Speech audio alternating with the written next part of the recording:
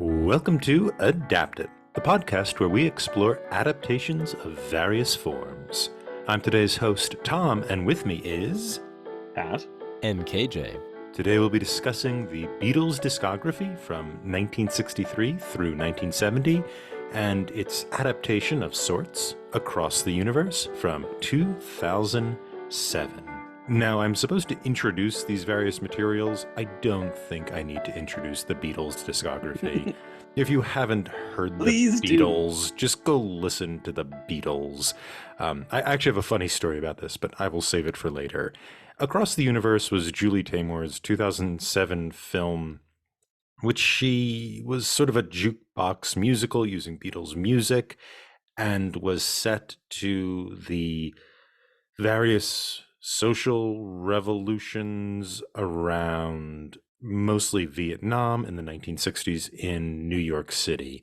And we followed Jude and Lucy and Max, three characters who mostly don't go through an arc of development as they encounter many things that occur in the 1960s in every cliched and stereotypical way possible.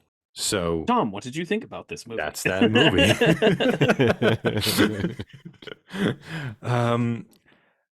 So before I ask about this movie, because I do want to. Do we need to introduce are we going to do Hard Day's Night too? Do we need to introduce them now? Oh yes, and Hard Day's Night. That's right. I'm sorry. Hard Day's Night is the early, I think, 1963 film. 64. Okay, thank you. 1964 film, which is from the Hard Day's Night album, which is basically a movie that follows the Beatles around as they're going from presumably a show to a television appearance. And it's sort of just a kind of comic, fun day in the life of the Beatles, also involving Paul McCartney's grandfather, who they are for some reason tasked with watching. And it is an absolute delight. Yeah, he's very clean. And he's very clean. Very clean. Very clean. Supposedly there was another TV show on at the same time with a grandfather who was not. So it's just the inverse of the joke they would make in some show from. Oh, okay. It's an inside joke. Mm-hmm. I always just took it as nonsense. Like, this is just sort of like, it's sort of like Monty Python humor, where there's just a bit of nonsense in there. I think it works that way. It works. I mean, I didn't know that, and I still laughed at it because it's it works even if you don't know the inside joke. Yeah, it's just a weird thing to say about someone. Like, you would never say that, even if you think they're hygienic. You would never say, "Oh, that person's clean." It's lovely to meet you. What a nice date. You look very clean. Yeah, seem very clean, by the way. Okay, but we'll get into that movie as well. But let's start with, before getting into an adaptation, a question I have that's somewhat off topic, but it's related to the 2007 film. I looked up the rankings that certain critics had for this movie in 2007, and the critic at the Philadelphia Inquirer ranked it first amongst movies. Roger Ebert in Chicago ranked it 7th, and Stephen Holden at the New York Times ranked it as the 9th best movie of the year, giving it rave reviews, and it was actually pretty popular amongst critics, even though it made no money. No one saw this movie when it came out. So even though this isn't on the topic of adaptation necessarily, why do you think this movie was so well received when, based upon our text chain, we did not receive it particularly well? Because it's nostalgic claptrap. You know, I mean, that's the easiest answer. Yeah. And for whatever reason, my general experience is people who liked the 60s loved the 60s. Like, they desperately want that period to come back. I remember there was a professor at our university where Tom and I went to school, and then during the Occupy Wall Streets, they had like an Occupy the quad thing there, and there was like one professor who was like, the 60s are back, we're gonna do it, they're gonna have like, it's gonna be a movement. She was like so excited apparently about it, and they occupied the quad for like 4 hours, and then we're like, okay, we're gonna go get dinner now. I for whatever reason there's like a really strong attachment to it, and I think that, and I can't even say this movie. I mean, this movie, to Tom's point, it hits every cliche, and in no way does it subvert the expectation. I started, as I was watching it, coming up with ways that I actually think you could have made a good movie out of it, and sort of subverted expectations, and this film did nothing, not a single one. And especially like KJ, I can't. What was your? It was like this movie forgot how to movie. It's something like that. It just something died. It like, just seemed to run out of energy. this this movie is not a movie after the first hour. This movie didn't last the whole movie. Yeah, that was it. This movie didn't last the whole movie, which is such a good way to phrase it, because it just didn't, it just died. It felt like halfway through. I mean, I joked that I really, it was like halfway through they went, we just gotta find a way to keep people watching this. Let's just have a bunch of nudity for some reason. And it was like no nudity, and then like 5 minutes of a decent amount of nudity, and then no nudity again. I'm like, why did you bother? Like, what was the purpose of that? It served no function other than just make me think maybe I'll get to see something more later. I don't know. I also wonder, if you were kind of into the Beatles but not that into the Beatles, is it fun to hear the songs sang by good singers? But I would personally rather hear the Beatles singing any of these songs than any of the renditions from the movie. But if you don't really know what you're walking into and it just catches your ear. But like Ebert and these other critics should have known better. I just don't get how you could. I mean, the plot doesn't even make sense totally. It just seems to, they literally, to Tom's point, they literally almost end up exactly where they all were at the beginning. They tell us that they changed. I said the infamous one is Maxwell, who gets to the end and basically is like, they tell us that he has PTSD, and yet he seems perfectly fine. There is absolutely no indication that he has anything wrong with him. And I think the reason is that they didn't have the courage to actually explore that problem, because it might end up putting a sour taste in your mouth, because then Lucy and, Jude will, oh gosh, they have to now deal with their friends, crippling mental illnesses. Like, oh, and that's kind of sad. They couldn't even have like any shadow. They wanted to pretend that they were exploring this dark side of history, but they couldn't actually go into it. Yeah, they're so celebratory of that time period. Like, this is what youth is, and like the '60s were the youth era where young people can actually be young in a substantial way they couldn't before or couldn't after. And so the fact that you have actually kind of a lot of problems with drugs that are going on in this time, that yes, the Vietnam War destroyed a lot of people, like, and presumably Max should have been one of those people, but he, like you said, he seems fine at the end. All of that is kind of whitewashed because we have this kind of, or the filmmakers, Julie Taymor, Etco, they have this kind of like whitewashed view of the 1960s as, yeah, as you were saying before, Pat, about the professor on the quad, as a time we should try and get back to, right? It's this kind of like the child is the father of the man thing. Like we need to adopt our childhood selves again, and whatever, and that's where you'll feel fulfillment or happiness or love. And it's like, well, that's bizarre. I mean, it's bizarre to, like, as an adult, look back on your childhood and, yes, like, want to go back there. I'm sure we all experience that. We're like, oh, I would like to go back to being a child again, or not deal with the stress. But to imagine it so pure as the way these filmmakers imagine it is really strange. It actually comes off as like kind of bizarre to me, more than, I don't know, just simply stereotypical.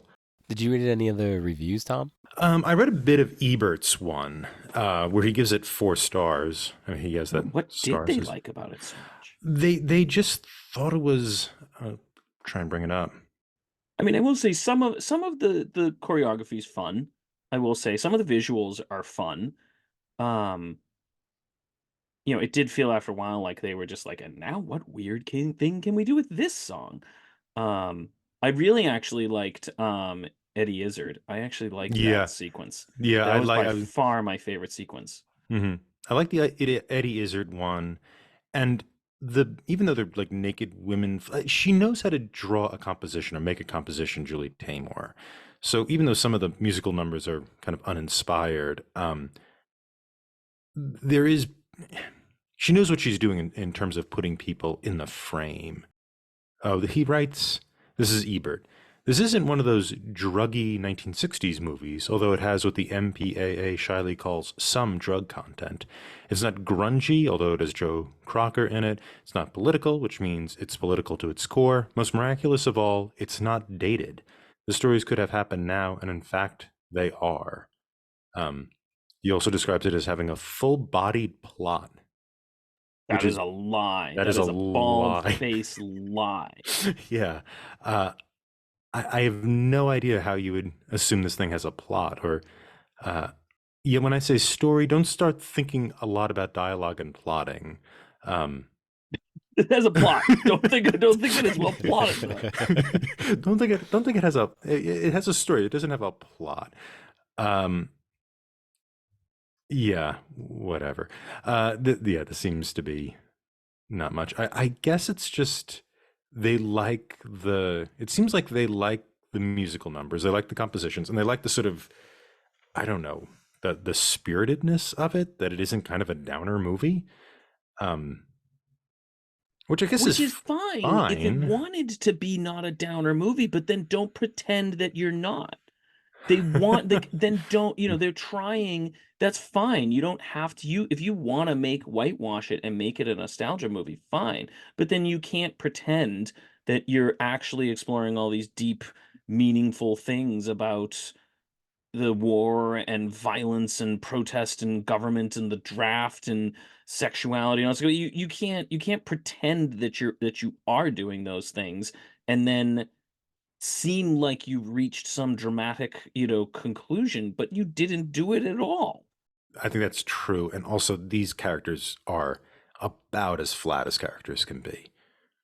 Each and every one of them. The only one who has somewhat of a development is Lucy, and it's her dialogue is about as riddled with cliches as any of it, as dialogue can be.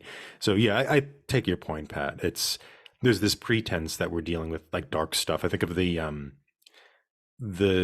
she's so heavy sequence, and then Oh yeah, also when the they're carrying Statue of Liberty across, yeah. like stepping through the rice paddies with their Mhm. Statue of Liberty. I'm like, oh my criminy.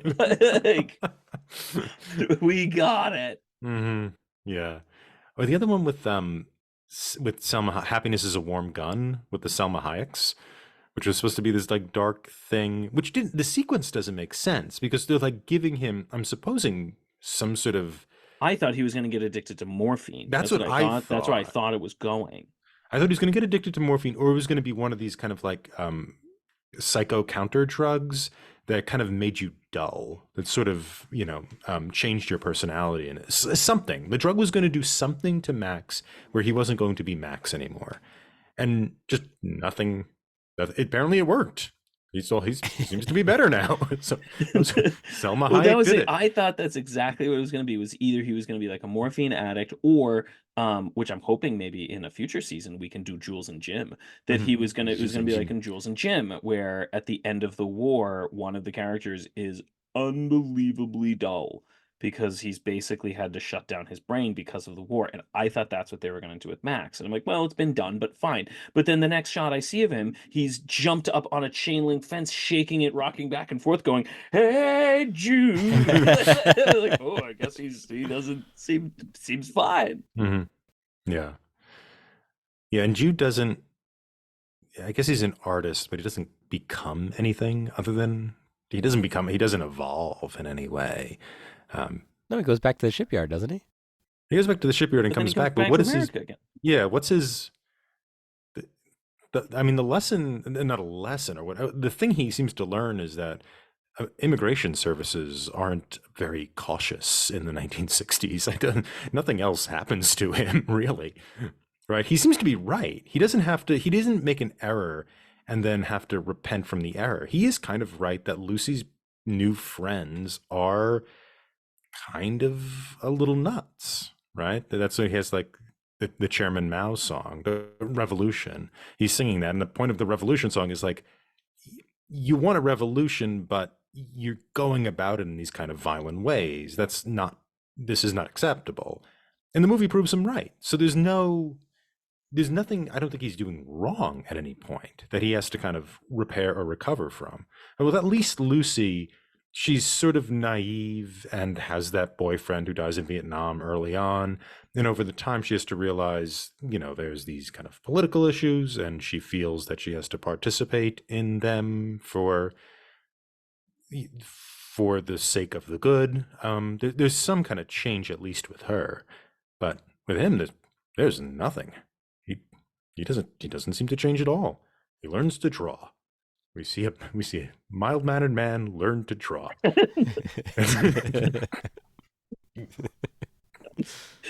Yeah, I mean, I think I said when I remember I messaged and I said that they have the trailer, and the trailer says at one point it's like the world was changing or the world's changed and so did they, and I went, they did? I didn't notice. I didn't notice them change at all. Yeah, not a great film. So this was my idea. I thought what you could have, if you really wanted to make an interesting plot, because I think that the stepping stones are there, and you want to make some cool characters that actually do something throughout the film. What I would have done is I would have changed Lucy's sort of character. I would have had the whole film still be from Jude's perspective of him trying to chase Lucy for most of it. But what I would have had it is like, is she basically is a person who she gets an idea in her head, like a social idea of how the world should be, and she follows that to its logical conclusion, and she tries to get everyone around her to follow that to its logical conclusion. So you open the film with her basically being the stereotypical like 1950s 1960s like housewife woman. Like she wants her 2.5 children, she wants her house with the white picket fence, like she wants all this stuff, and she had this idea that like men needs to go to war, though they have to fight, they have to be men. And so she convinces her boyfriend to go off to war, and he dies. So she basically, because she follows this through, ends up basically killing this other person. Now, this would be like, again, I don't think you would see it directly that way, but if you're watching it, you could sort of see like, oh, that's sort of what happened there, especially in retrospect. Then she goes to New York again, like Jude's with her, her brother's going, her brother gets drafted, like that whole sequence happens as it is. Then she basically is like, I am going to be a Vietnam War protester, and she does the same thing. Like she goes to this newspaper and she starts pushing the editor and all the people there to be like, we have to follow this to its logical conclusion. We go violent, we go this, and so it continues and continues and continues, and then finally they accidentally, which happens in the movie, they accidentally blow themselves up with a homemade bomb. And so she's again has killed someone because she can't sort of, she always follows everything to its extreme. And then you could have it, she basically finally gets Jude, and then she's like, you're going to be an artist, and she follows this sort of like aesthetic artistic movement, same idea, like she follows everything all the way through, and Jude kind of realizes as the end of it is like, oh, you're gonna get me killed somehow, like you're gonna, whatever you're doing, this is what you do. And so I think that makes for like a really interesting arc for her. And again, you could undercut even that arc by having her do, for example, the same thing with like Prudence. Like maybe she tries to push Prudence in the same direction, but Prudence succeeds. Whatever it is, like Prudence ends up becoming a great musician or a great dancer or something like that, or she does it with Sadie, and they become great. So there's sort of, then you end up with this problem of like, okay, you can follow ideas through to their absolute extremes and become great musicians and famous, or you crash and burn and die. And that's how she kind of pushes this world around her. Then you've got a really cool movie. Like you've got really cool characters, you've got a really cool idea. You can see him eventually, and the audience can kind of realize this of like, whoa, she's not a muse, she's a psycho.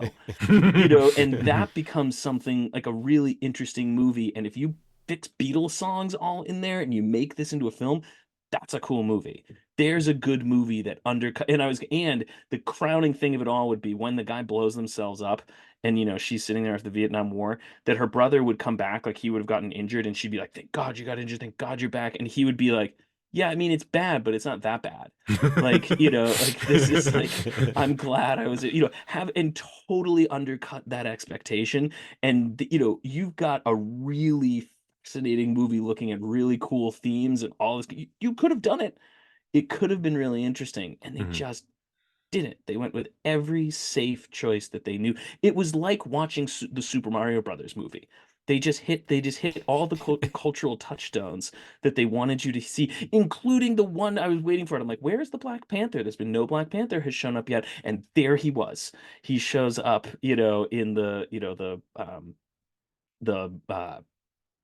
newspaper office at one point. And I was like, there they are. Like they got every cultural touchstone that you could hit. It was like Forrest Gump kind of thing. It was like the Super Mario Brothers movie. They just went every safe choice they could have made. Yeah, it almost feels as if she was interested in she had ideas for staging a few of the musical numbers and doctored up a plot in order to somehow connect them together. Because even they don't seem to flow very well. I mean, the whole sequence with Bono into Mr. Kite, and then the getting high in the field and the lake and all that stuff. Um, it Bono was very confusing. Yes. Bono was very confusing, yeah.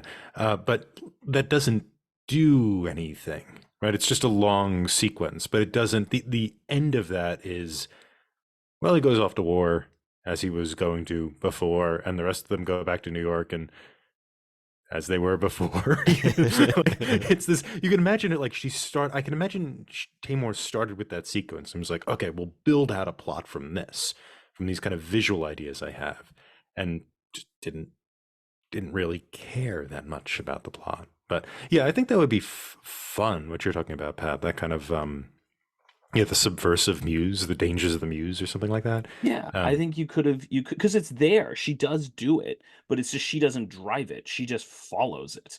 yeah, But you could have had her be the driver, and then it's really cool. But instead, she just keeps meeting these people that do these things around her, and she doesn't drive them at all.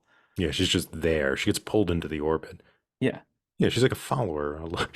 She's not very interesting. Um, One thing I thought they adapted well was the rock and roll. The songs in the movie were rocking, Yeah. but what they lacked was the silliness of the Beatles. Right? mhm. The Beatles are very silly, and none of that made it into the movie. The movie felt very American in its humor, not very British in its humor, whereas the Beatles' humor is quite British. I It's feel. humor. Did you Yeah, I pick was up trying to on think if there was any humor. that? Their humor But I think you're right. Yeah, there is is. absolutely true. Yeah, that is a really good point. Yeah, they're kind of, which is another thing you could have done instead of doing this like every cultural touchstone of the 1960s. If you want to go back to the 1960s and enjoy it, just go back to the 1960s and enjoy it, right? Like you don't have to do Vietnam and Detroit and those types of things. You can have like a kind of silly and fun type of thing. I mean, I can imagine a movie starring the Beatles in which takes place in the 1960s, in which they're just running around and having fun. I can imagine such a movie, right? And so you could have done that as well, just using more of their musical canon. I Um, think the problem is, especially in 2007, you couldn't because of too many people were trying to make links between Vietnam and the Iraq War. mhm. And so I think if you had done that, it would have been panned. Yeah, it might have been panned, but It would it, have been a better movie. it would have been But a better movie. Yeah, yeah. Yeah, I guess people are looking for. I mean, it's the they're problem. looking, and that's the They're thing is looking people, for it, yeah, they're looking and for it. They want mhm, to see the parallel. They wanted the parallel to be there. mhm. Yeah, and not just the parallel. They want to see, they want to see like the what do you call it? The sites of the 1960s. The way you would tour a city and see like the Empire State Building and the tower and the Statue of Statue of Liberty. Liberty. Yeah, So we got to see the Statue of Liberty. yeah, that's what that's what they want to do in this, and it's not very interesting. But anyway, in terms of adaptation, we brought this as a sort of unusual adaptation since it's not a book into a movie or a play. or anything like that, but rather it's not even a song, but it's the discography of a band being adapted into a movie, possibly. But what would we say is actually being adapted, if anything actually is being adapted in this case, or in the case of A Hard Day's Night? So this weekend, and maybe we all did. I sat and listened to all the Beatles album. Right, it was a great weekend. Sometimes on my headphones, but I do have a stereo down here in the basement, and turning it on, playing the Paul McCartney songs, the John Lennon songs, George Harrison. It was really great. Growing up in my folks' house, they had a record player, used that a lot. My dad had a reel-to-reel player, they used that a lot. And I like to imagine in the 70s, my dad listening to music, however that would have happened, whether it was the reel-to-reel, the record, decent speakers, maybe, I don't know, a beige, orange, burnt carpet, probably, some kind of lime green somewhere. Uh, Avocado. Avocado, yes. Bright light coming through the windows, just enjoying all these songs. So I feel like I got to do that a little bit this weekend. So I was pretty excited about that. But then watching across the universe, it was, a 2 hour version of that, possibly. Like sitting and listening to a bunch of what I think is quite good music, and then bringing it down into a 2 hour bite that you also have visuals with. That's what I imagine. If we're saying it was adapted, that's what I'm imagining. The experience of listening to this discography, which, back in the 60s would have been over 7 years. Now, instead of, I spent the weekend doing it and then watching this movie. So that's what I was imagining was the adaptation that was occurring. Was the shrinking down or collapsing of this material. Right. So when and I know my mom listened to the Beatles as they were coming out, but when my mom remembers listening to the Beatles, right? Maybe the first time somebody brought home Sergeant Pepper and put the needle to it, and you just hear that. Was the movie trying to capture some of that? What that experience must have been like in the 60s to have these albums coming out, the Beach Boys, Rolling Stones, other stuff too, but they took a slice and it was the Beatles. I don't know. I don't get the impression, because there is Sadie's the exception. Sadie and who's the boyfriend who plays the guitar? I forget the character's name. Oh, is it JoJo? Sure. I'll go with that. When the only part of the thing that's concerned with music is Sadie and JoJo. It's not really a movie about music, right? So like having the experience of like first hearing really good music isn't. You don't see that in the movie. The movie that captures that the best is Almost Famous. Almost Famous Yeah. does a pretty good job with that. Yeah, I think so. Yeah, I think Almost Famous does that well. Trying to think of another one that does it, but yeah, I don't think that's an odd thing about this movie. It's not really a movie about music. The Sadie plot is sort of a side plot, right? It's a little side quest where, fortunately for her and her boyfriend, there is no other good guitarist in America, so she has to invite him back. But I never got the impression of what's being adapted is the sensation of hearing that music for the first time. Well, imagine, what were you doing when you were hearing that music for the first time? Oh, it was the same time I was hearing news about the Vietnam War. Yeah, Oh, okay. It was the same time it was the news I was hearing about Detroit. That's an interesting idea. That actually is interesting. Yeah, I listened to that music when somebody was drafted. Like it's bringing back those memories of what you heard. Maybe that explains some of the reviews that you'd brought, Tom, too. Maybe it struck a chord. That's actually an interesting idea. That does hit an interesting idea. It's Yeah. it's one of the I have a theory about like Christmas movies, and one of the reasons like Christmas movies are people they tend to be generational because people just pick whatever movie they saw when they were a kid, and that becomes the movie that they love when they're older. It's the only reason I can express why anyone likes the Polar Express. Which I saw something in the like someone did a survey of like what people's favorite movies are, and like the current generation's favorite Christmas movie is the Polar Express. Like in the the old the millennial generation is Elf.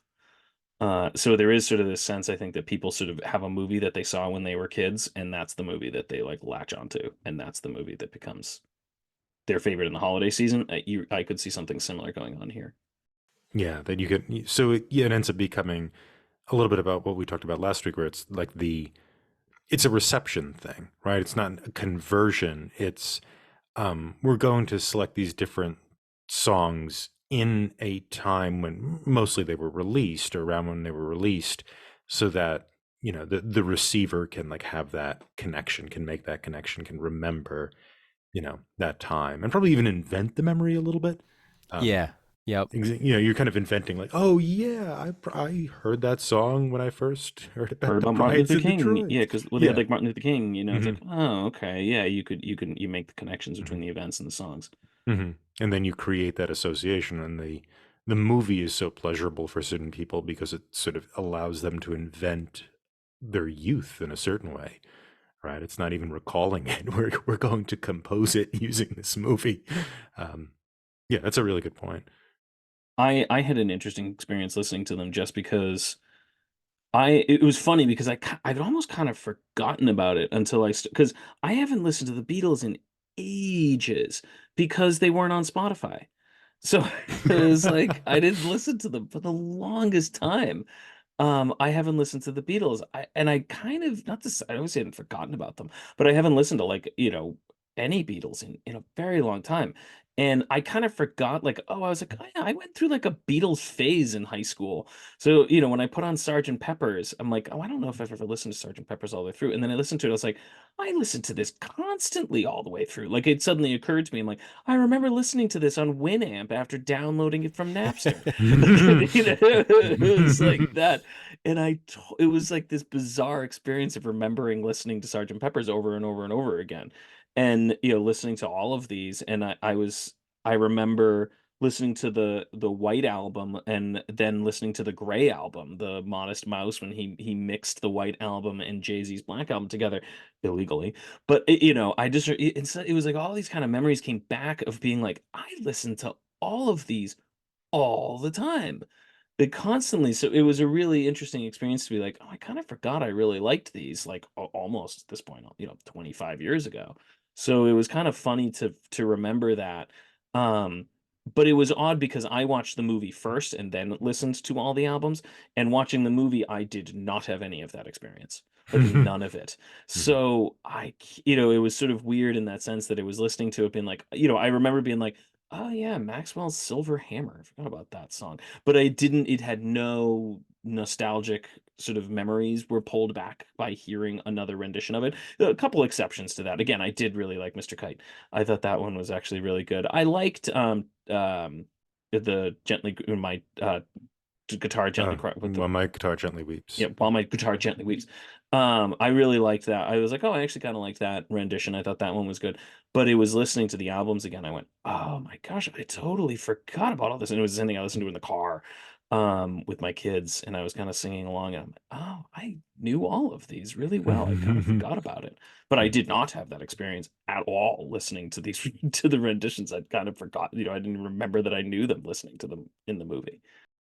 I think the one where I got really excited in the movie was Joe Crocker, um, just because That was he's fun. covered the Beatles before, so there is that there is that memory there of listening to Joe Crocker and hearing him do that again. Um, yeah, I listened to all the UK release schedule. I think in order. I think I actually listened to all 13 of them, though I will admit I did not get all the way through Yellow Submarine. It's not a very good album, but that's fine. Clearly just crapping out songs to fill up this album. It But shocks me how much I didn't ever realize how short they're like, I knew it intellectually, but I did not appreciate how short they actually were really out there. Because a mhm, very short period of time, and they churned out albums. They churned them in wildly different styles. Like I knew that they obviously had adapted over time from being more pop to being more experimental, but it hadn't occurred to me. Again, I think when I'm like 15, it doesn't really 7 years doesn't, seems like that's an enormous amount of time. Of course, they would change during those 7 years, but now that I'm older, I'm like 7 years. How did you? It's shocking yeah, how much they produced and how varied it was. It does make their accomplishment much more impressive in retrospect. yeah. I mean, I think that is listening to it in order. That's also the experience I had, was you go like, okay, up to about around Help, and I think KJ, you mentioned this, their fifth album, I think. Yeah, helps Um, the fifth one. Helps Yep. the fifth one. Like the first four albums, a lot of that music may be interchangeable. Like Hmm. you could probably pull a song from the first album and the third album, and if I didn't listen to them in order, probably wouldn't know. But Yeah, they're all 4 chord songs. It feels like yeah, really good. Like hmm it's some of the best rock and roll I've heard. But yeah, they're all yeah. pretty much the same. I mean, Help is the first time you also have the sitar. You have that on that album too. Not on the song Help, but on the album Help.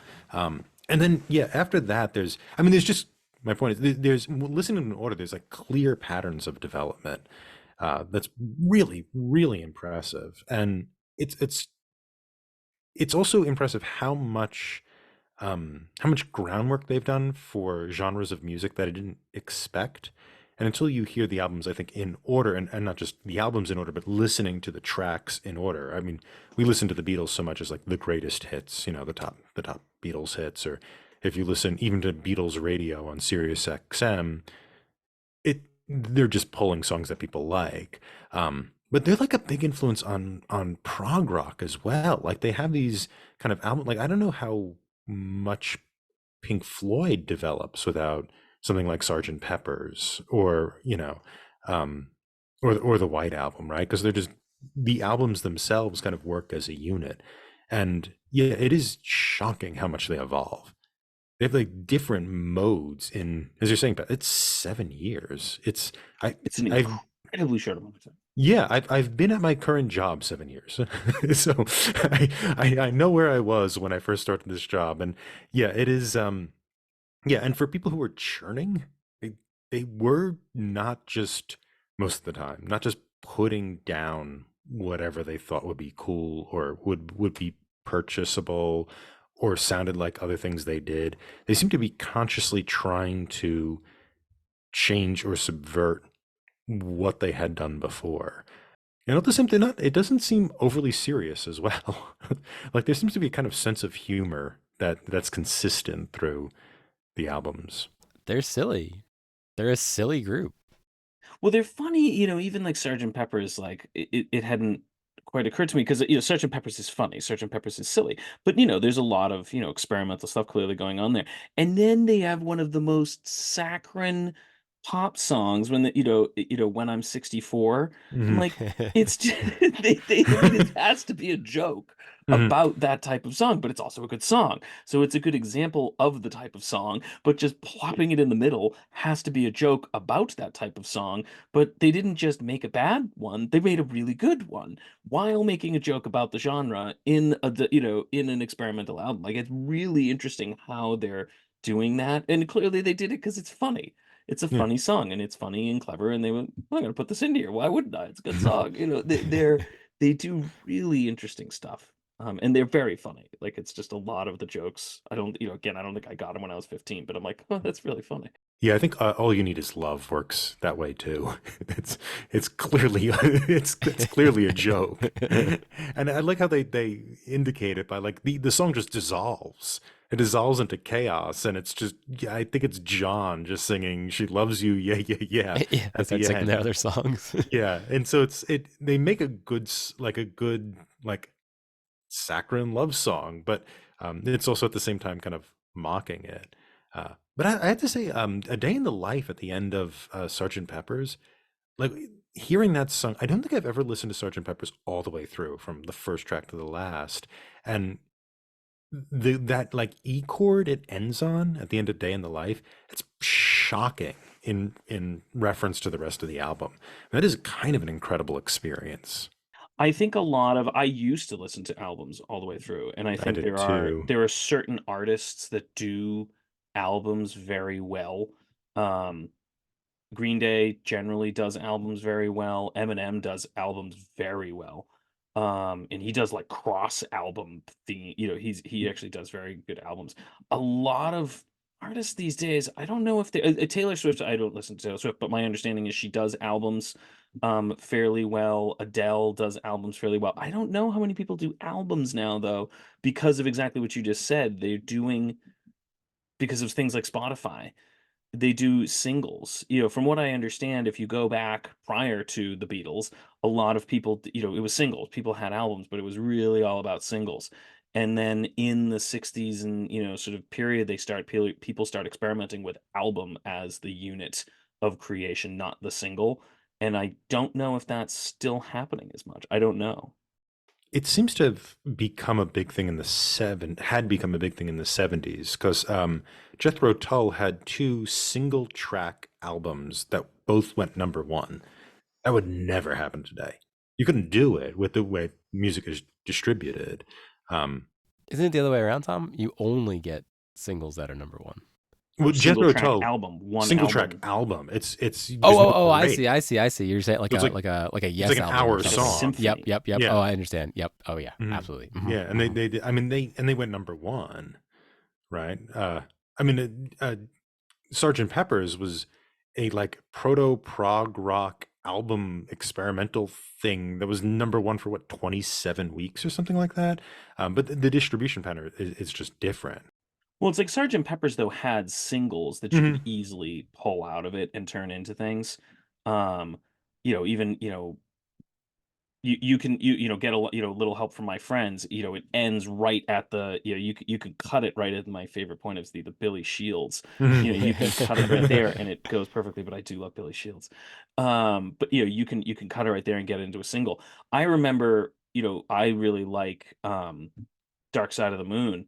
And it shocked me one time when I heard on the radio someone actually had like Time or Money or one of them as like a song that they played on the radio. I'm like, that is the weirdest thing. Like I cannot listen to that song out of context. I found it very weird to hear anything from Dark Side. And I know obviously people you can, but I find it so weird to hear them out of context because I'm just so used to listening to that album start to finish.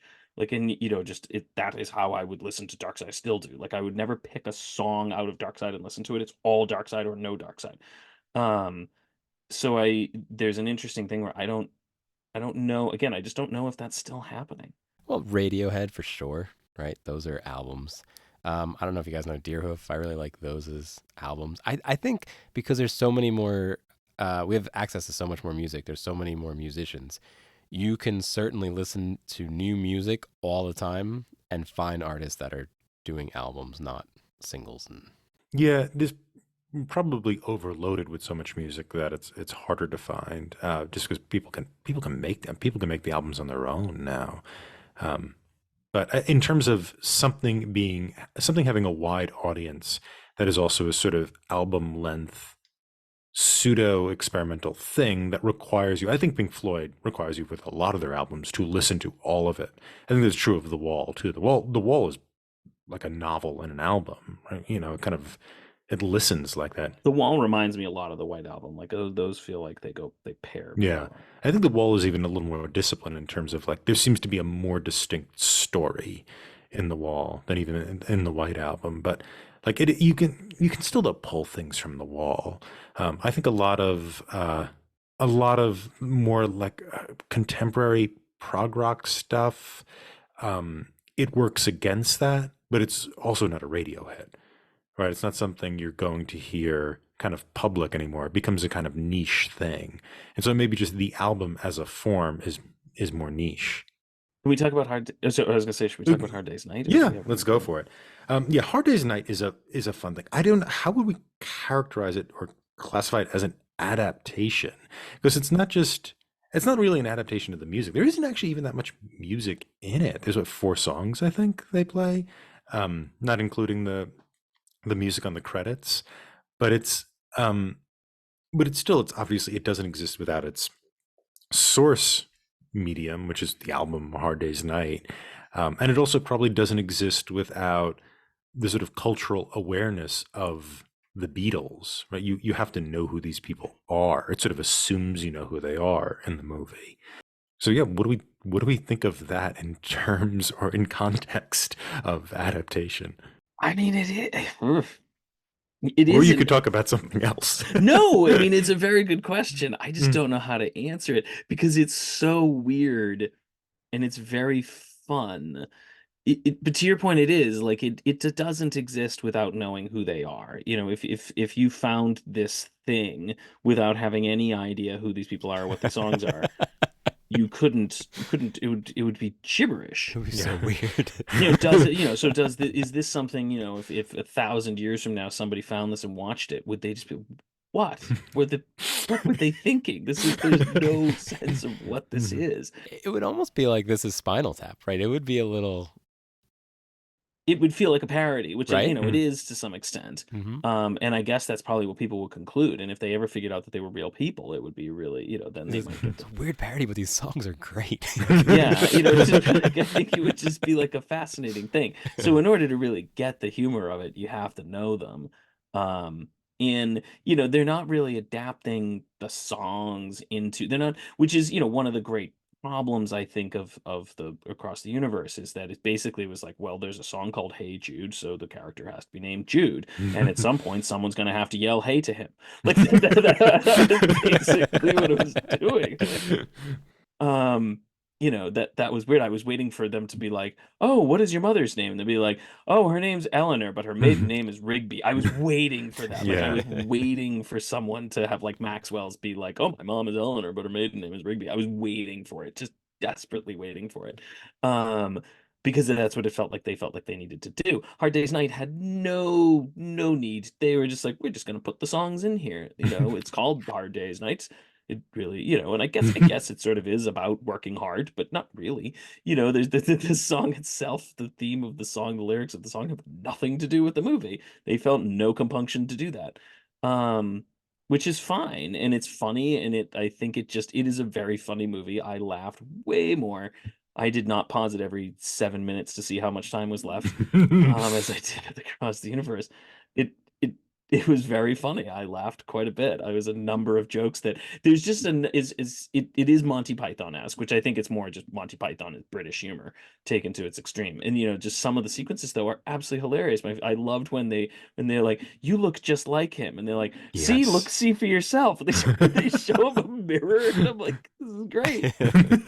Like how there were just so many little sequences like that. Even like the little advertisement sequence where they he pulls him in and the guy's like, no, I have 3 more weeks before there's a turnover on the fads. Like I've got time. He's just a crazy kid. Like that kind of stuff is just very funny. Like there's just a lot of really good jokes in it. They clearly just were having fun with themselves. So it's not so much an adaptation of the album, it's just an adaptation of the Beatles' life, and they just made fun of themselves, especially Ringo's nose. Yeah, Ringo got the brunt of it. Oh yeah. I think if it's an adaptation, I think it's an adaptation of the hype. Or was the movie just to generate hype? So then it felt like an adaptation of the hype, right? They kept cutting to the girls going crazy at the concert that they were there with the Beatles. But were they mocking that? Was that I thought joke? it was real. I think it's real, but I think they showed it as a almost mocking it. Sure, but if you were in '64 and you were going to the movies, you were probably like, yes, I want to be that excited. I want to see them live. I want to listen to their albums again. Like even though they were or know about hype, them. Yeah, it was still generating more hype. You don't know what these people are like because you don't have the internet. You don't have that kind of connection. So I know like the Ed Sullivan show appearance was like, what do they look like? Like I want to see what these people actually look like. And I think I don't know if it's mocking. I think it's just because mocking implies this sort of. I guess it's true. It's not mocking. Mocking isn't quite the right word, but yeah, it's just sort of like, isn't this bizarre and funny? Because they don't seem to be a mocking band at all in their career. A lot of it's just like, isn't this so funny and strange? Mocking. I agree. Mocking isn't the right word because mocking implies a level of sort of superiority or cruelty sort of to it. But yeah, it's not mocking. What is the word then? I think it's just kind of like a sort of humorous, kind of like humorous absurdity. Yeah. Right. This is absurd. It's not bad. It's perfectly fun. It's perfectly exciting, but it's kind of absurd, And I think they play with that too, where like Ringo can't get a date, but he's also constantly running from women who are chasing him. Like both of these things are happening. Or how about in the beginning when Paul's there with the newspaper hiding while the other 3 are running? Like same idea. It's absurd that he has to do this in order to just be outside. Yeah. which I think some of that was actually real. I think they actually captured some of them like running from crowds because I think it was a part of it. But I think it is just sort of like this is an absurd life. Like what's being adapted here is um, this sort of them, their lifestyle as people think it exists. We're going to put that on screen because it's absurd. People think this exists, and we're going to dial that up a little bit with these kind of really funny kind of British humor moments. And I think the "You Look Just Like Him" sequence was my favorite in the movie. Yes, that was my favorite Yeah, moment in that whole movie. that was excellent. She looks more like him than me.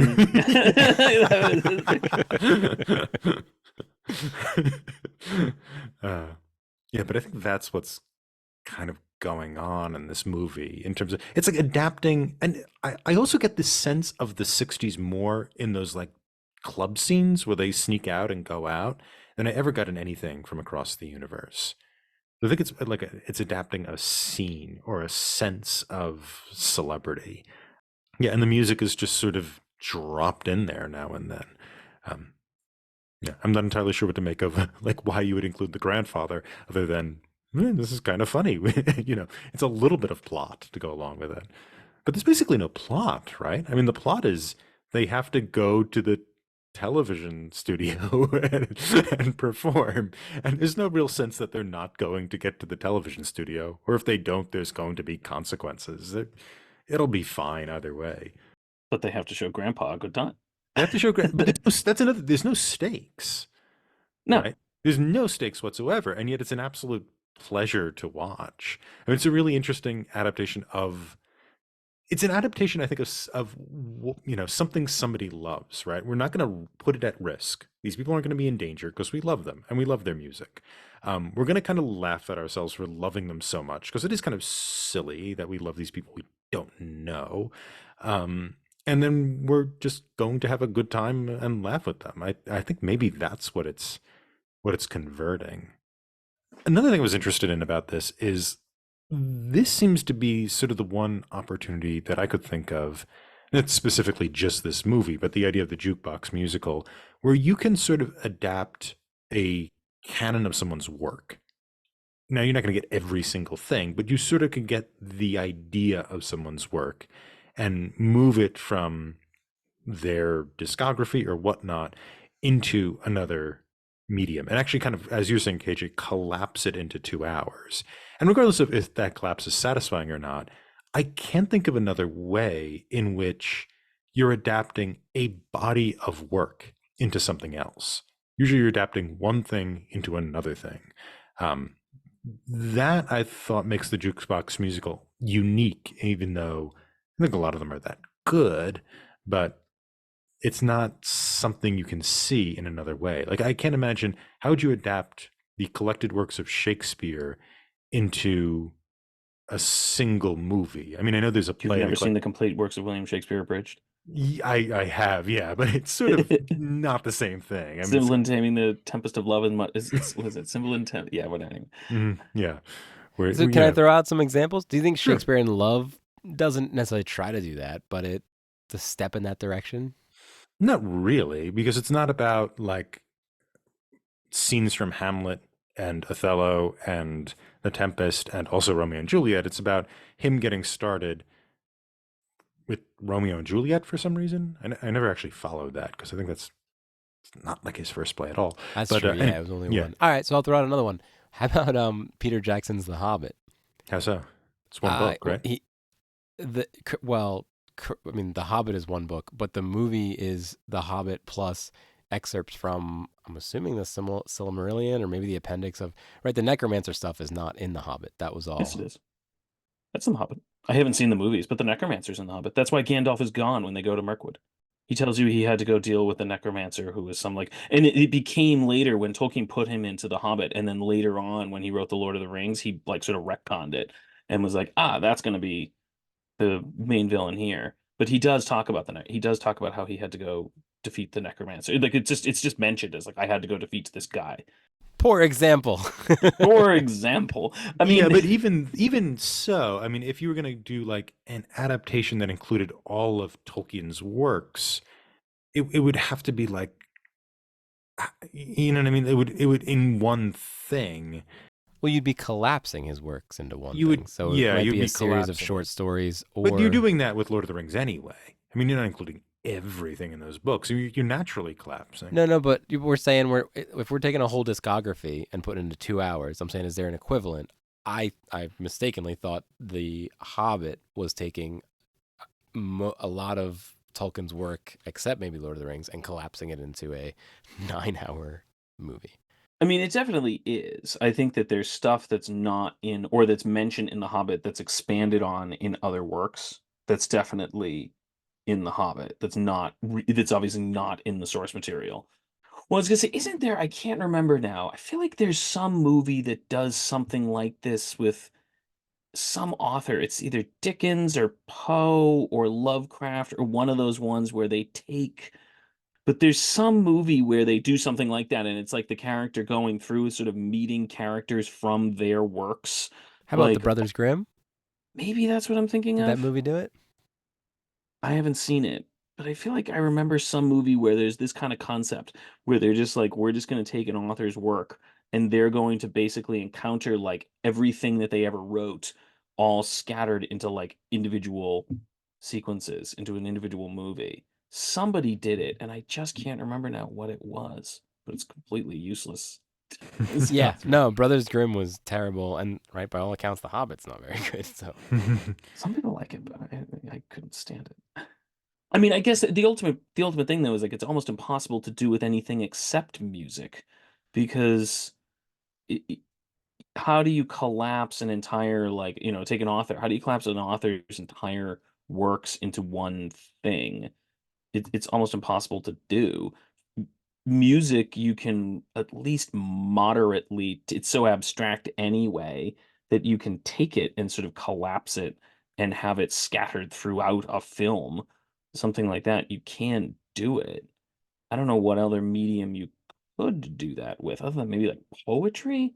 Yeah, I mean, I could think of the only thing I could think of then is The Wasteland by T.S. Eliot, which is, if you haven't read that poem, it's a collection of allusions to famous Western literature. I mean, it's the idea of after World War II, that Europe has just been blown up, and here's remnants of it, and it's just quotes and allusions from these different works, these different European works that are kind of you can imagine them almost in a pile, right, of rubble.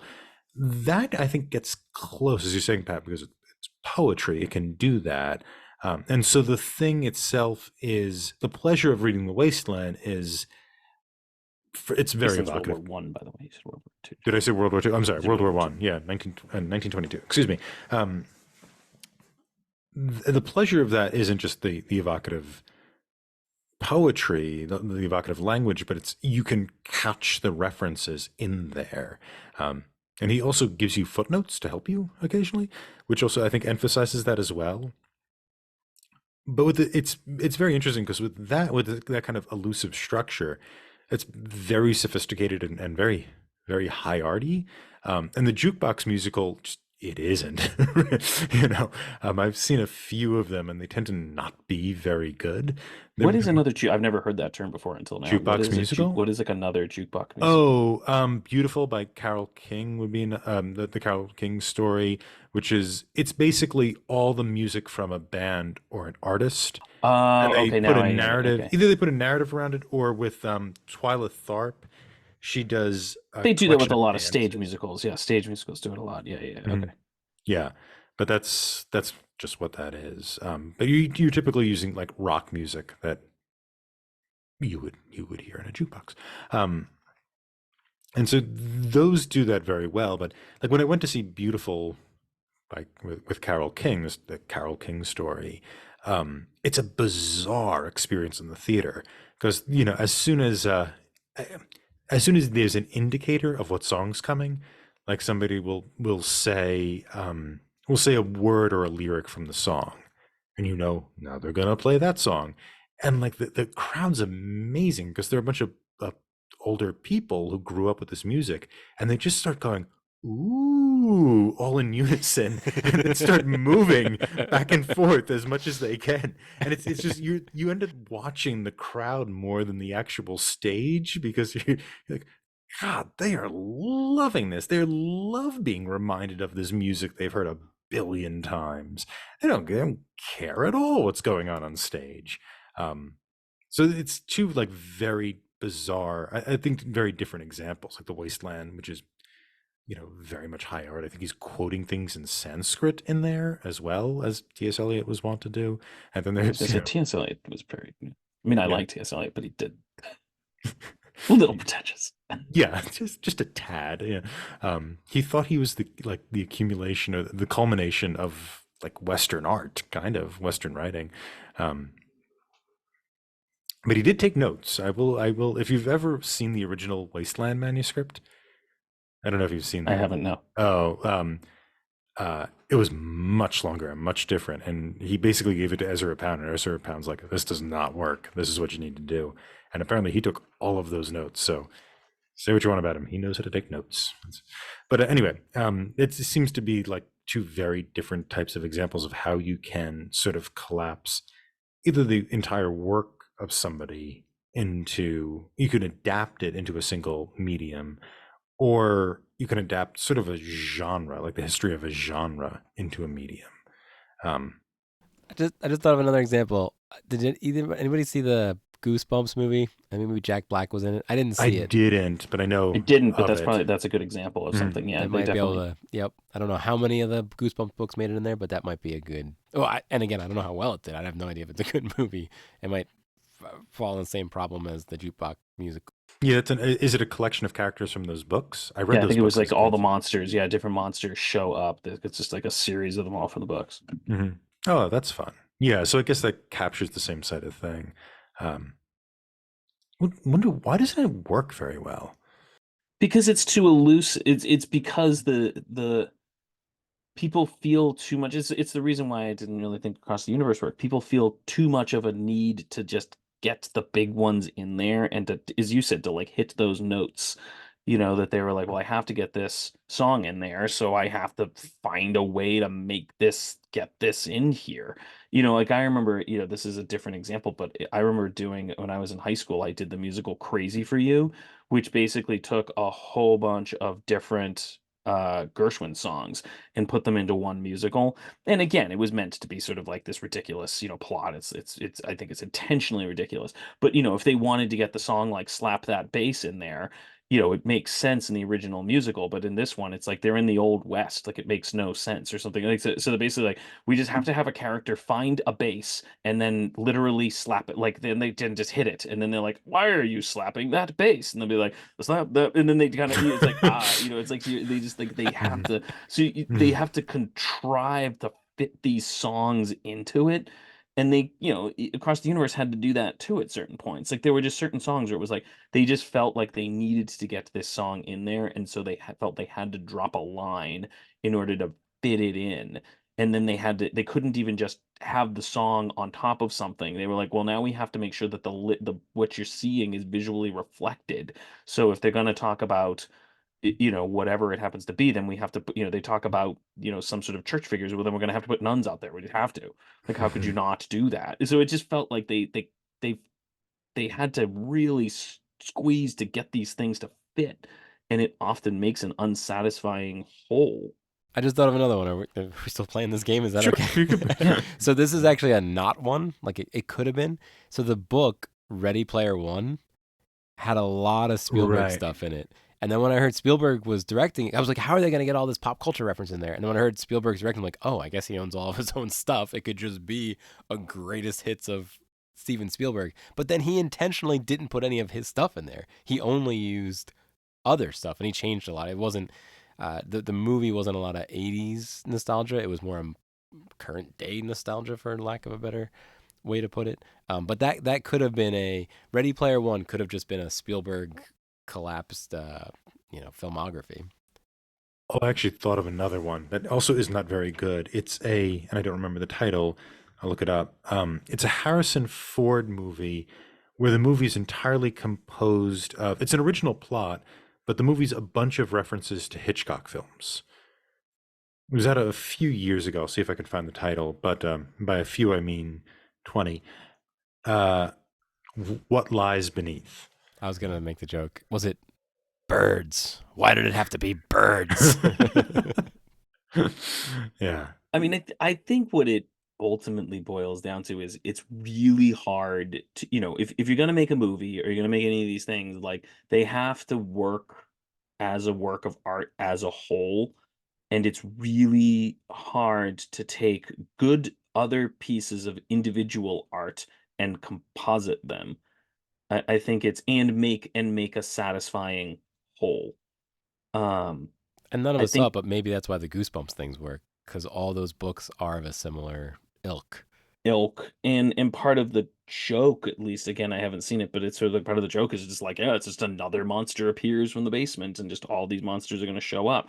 Um, like Abbott and Costello meet, Frankenstein. It's just like all those monsters are just going to show up, and that's part of the fun of it. So you can have fun if you're just going to treat it as just a piece of fun, and it's funny and it's cool. But if you're going to try to make like a quote unquote piece of art out of it, which clearly across the universe wanted to be, and probably what lies beneath wanted to be, they wanted to be works of art that paid homage to all these other things, that it's really, really hard to do. I'm not saying it's impossible, but it's really difficult. And the tendency is just to say, like, why would I put that much effort into trying to compose this thing as a whole? There's no point. All I need to do is hit all of these touchdowns and everyone will watch it. Although apparently no one went to see across the universe. But because this again, I think if they aspire to be great works of art, they're very rarely going to pull it off.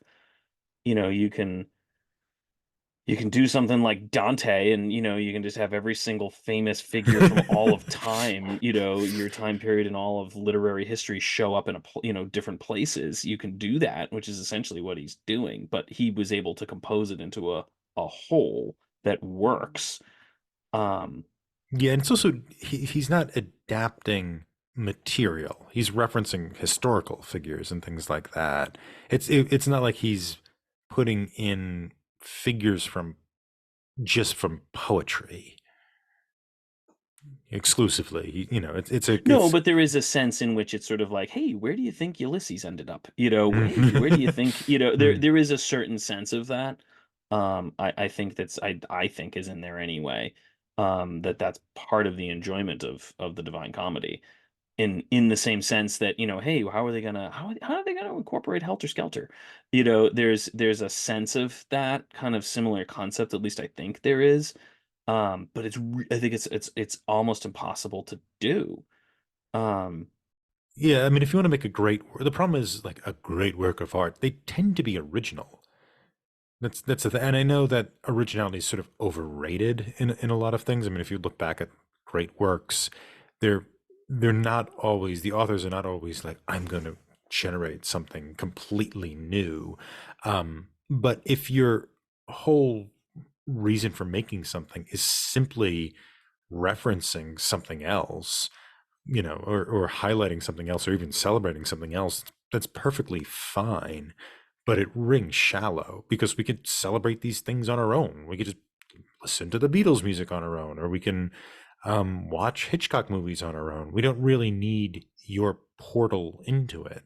So the existence of it is it's just there as like a reminder. So like you as an audience, if you're with a group of people, you together can be reminded of something, and like you're saying, but like, oh, I know that reference, I've heard of that pope. I understand what's happening here. Like you catch the references in what lies beneath. I remember, people trying to like know how much Hitchcock you've watched because you can catch when he's quoting Hitchcock and not. And that's the whole pleasure of the movie, if there is a pleasure in it, is, oh, that's a Hitchcock scene. Oh, that Hitchcock scene is from X, Y, or Z. Oh no, that's nothing. That's not a Hitchcock scene. That's the entire movie experience. Um, I think it's a question of form. I mean, I think it ultimately is a question of form. You can't, if you're gonna create a cohesive work, it has to have form. And if you're gonna pull in all of these pieces externally, they have to work together as part of that form, as a collective whole. And you can't, yeah, if all you're doing is just referencing them, then you haven't actually you haven't made a composite. Mhm. You know, it was the big criticism of that. What was I don't know, the Disney movie that came out last fall, like Oh yes, Star. and Is it yeah. Star or something? What was it called? Wish? Wish. I didn't Wish. see it. Mhm. I didn't see it either, but I know that was one of the big criticisms of it is it supposedly they intentionally put it in there so it references every single previous Disney movie. There's like references to every single one of them, and you know, people basically said you basically just made an hour and a half long I Spy. Like what the what is the point of this? Mhm. Um, and I think that that's a big problem with some of these things. Is that's why I think it's really hard to do that. Yeah, the I Spy thing. It's what you were saying, Tom, when the audience was getting excited during Beautiful is, oh, I know that one. I see it. I found it. And same Here thing with it Across the, comes. yeah, right? Oh, yeah, we're going to do this one. Oh, his name is Mr. Kite. They're gonna do Mr. Kite the, now. Oh. the guy was 64 years old at the shipyard or whatever. Mhm. But, and Across That the would have been Universe, really good. he Mhm. was. He said, Did that oh, really happen? Did I yeah, That miss happened it? in Across the Universe. Yeah, yeah, they don't Oh, I sing missed it. it. Jude says, "Oh, I'm not coming back," and he's like, "I said the same thing, and now I'm 64, and I'm sitting here telling everybody about." I did know I didn't get the I totally missed that. I was hoping they would sing the song. I mean that would have been funny if they had sung the When You're 64 song to people in the, you know, at the shipyard. That would have been funny. But even in Across the Universe, they play the guitar between the songs, and I'm as guilty as the people at Beautiful Tom. Every time I'm like, "Oh, am I gonna know the next song because of this guitar?" But I think the guitar was just the score; it wasn't a Beatles song that they were playing. But I mean, it's like guilt, right? That's That's what the they whole wanted you to point. do. That's That's what they the whole want you to point. do, and it's fun. Like, what else are you gonna get out of this movie, right? Are you gonna enjoy the great performances? You know, it's Costumes were nice. hmm? Costumes were Costumes were nice. nice. Yeah, yeah. I got an Oscar nomination for that. I think Oh, did it? Oh, I didn't know I that. did. Yeah. Um, You know what else I liked? It was a very wide movie.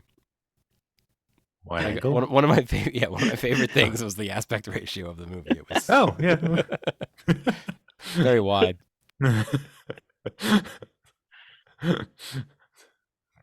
Fair enough. I have no Yeah, follow up. I agree. It Yeah, was. let's have a wide ratio. Yeah. Yeah, I guess what ends up being maybe a problem with this type of adaptation is if you don't have a take on the material. If you're, you know, there's this kind of quote from Oscar. It's not kind of a quote. It's I'm paraphrasing something Oscar Wilde said, where he said like, all great poetry is dishonest. And what I think he means by that is it's ironic, right? It doesn't just say what it means. It, you know, and I think he's mostly right about that.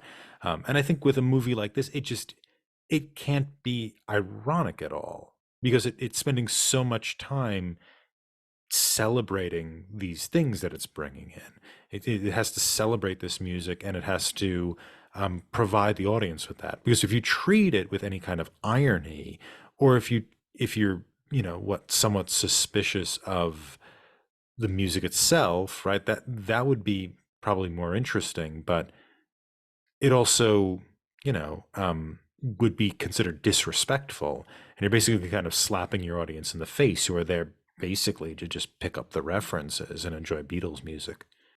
If you enjoyed Across the Universe and are looking for more adaptations of Beatles discography, check out The Beatles Rock Band, the movie Yesterday from 2019, Help from 1965, or if you've exhausted everything else, Yellow Submarine from 1968. You can rate and review this show anywhere fine podcasts are available. For those viewing in YouTube land, if you haven't already, please like this video, subscribe to the Talking Studios channel for all our exciting content, and follow us on social media at Talking Studios. Check out other shows by Talking Studios, including Talking Pictures Trivia, where we explore movies through trivia, Keep Making Movies, where we explore micro-budget films, Limited Lexicon, where we play through text-based adventure games, and Get the Point, where we slowly reveal a movie poster and try to guess which movie poster it is. Got a question for us? Call the Talking Studios hotline at 201-467-8679 and leave a message. It may be featured on a future episode. And if you haven't already, please subscribe to Adapt It, wherever fine podcasts are found. Join us next time when we discuss The Orchid Thief and look at the 2002 movie adaptation, Adaptation. Wow, Talking Studios.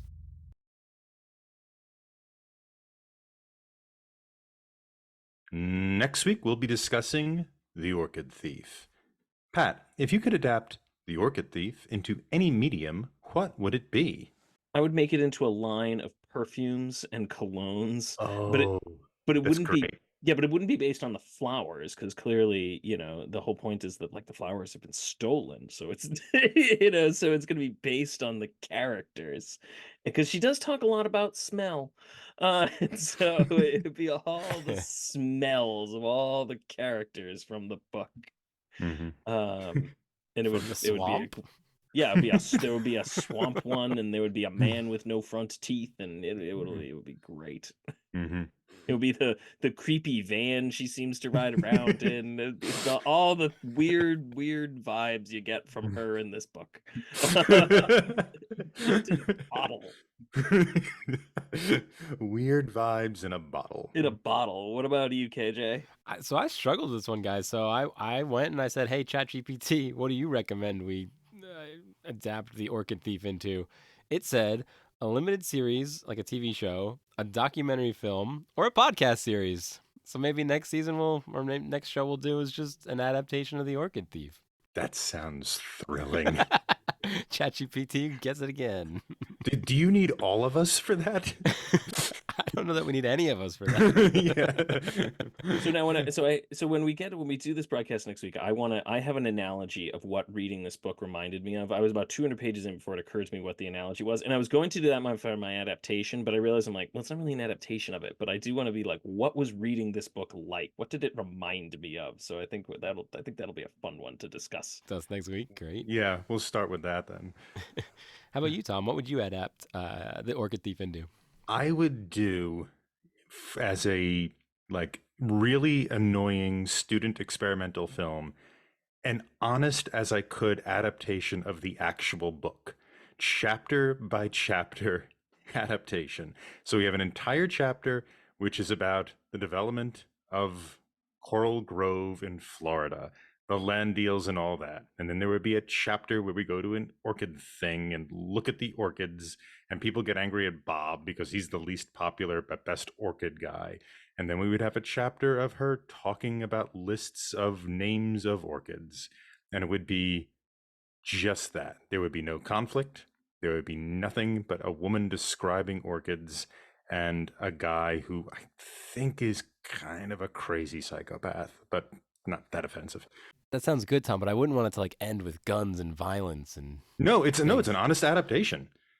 In the end, she just doesn't see a flower and goes home and writes her book. That's it. That's how it would end.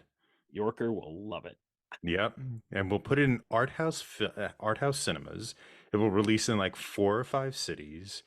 It'll be people will interpret it in their own way and give it very good reviews because they will see the genius in the plainness and lack of conflict. it'll be the first good review Talking Studios has ever got. Adaptation's not really streaming anywhere right now as far as I know, so check your local library, audience. I don't know how to get my IMDb joke in here. What's your IMDb joke? Just say it. Just so- shove it in there. So, guys, I don't know if you read the IMDb trivia, but apparently the director sat next to Paul McCartney, and Paul McCartney was like, yeah, great movie. This is awesome. And then Ringo Starr said the same, yeah, great movie. And then even John Lennon, same thing. Yeah, this was a great movie. Like this. They Ouija'd him in. What did George say? No comment from George. No, I don't know.